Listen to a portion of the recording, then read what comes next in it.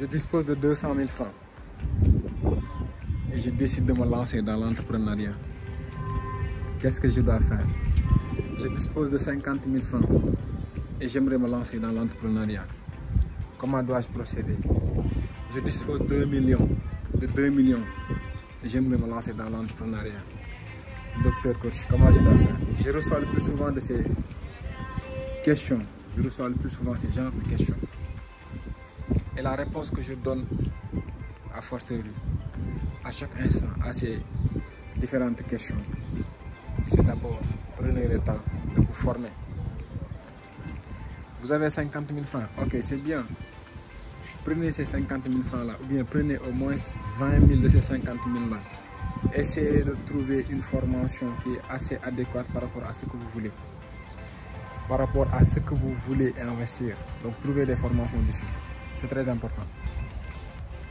Vous avez 500 000 francs et vous voulez investir dans quelque chose. Prenez le temps, utilisez soit 25 000 francs sur ces 50 000 francs et allez vous former. La formation au début, la formation au milieu, la formation à la fin. Il faut toujours être formé avant de se jeter dans la gueule du loup. Et une autre chose, lorsque vous avez, supposons, 1 million de francs CFA et vous voulez vous lancer dans l'entrepreneuriat, prenez au moins 10% de cette somme-là et investissez-la. Vous allez pouvoir apprendre.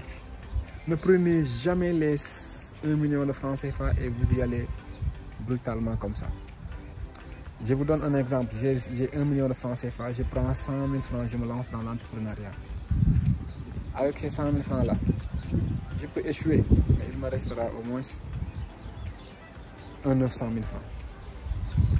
Par contre, si je fais l'erreur de prendre les 1 million de francs CFA là et que je me lance directement dans l'entrepreneuriat avec les 1 million de francs CFA, si ça ne marche pas, j'aurais eu à perdre les 1 million de francs CFA là. Prenez au moins 10% de la somme que vous avez. Et si vous voulez l'investir, investissez-la. Si vous voulez débuter une activité, je prends l'exemple du transport où j'ai eu à me lancer. Vous avez la possibilité, supposons, d'avoir 3, 4 ou 5 voitures. La première des choses que vous devez faire, c'est d'abord d'en avoir une. Cette première voiture, qu'est-ce que ça va vous servir? Ça va vous servir de savoir les rouages. Ça va vous servir à installer un système. Ça va vous servir de savoir les mécanismes qui feront que demain ou après-demain, si vous décidez d'augmenter le nombre de voitures, vous n'allez pas perdre du temps. Il ne sert à rien d'avoir 4, 5, 10 voitures si vous n'avez pas un système qui marche. Mettez d'abord un système avec la première voiture, ensuite réajustez au fur et à mesure. Si vous voulez, après 6 mois, vous achetez 2, 3, 4 voitures après, suivant les retombées que vous avez eu à avoir. Donc prenez votre temps. Lorsque je dis prenez votre temps, c'est plus en rapport avec la formation. Formez-vous, s'il vous plaît, chers Africains, chers Sénégalais. Prenez le temps de vous former. C'est très important.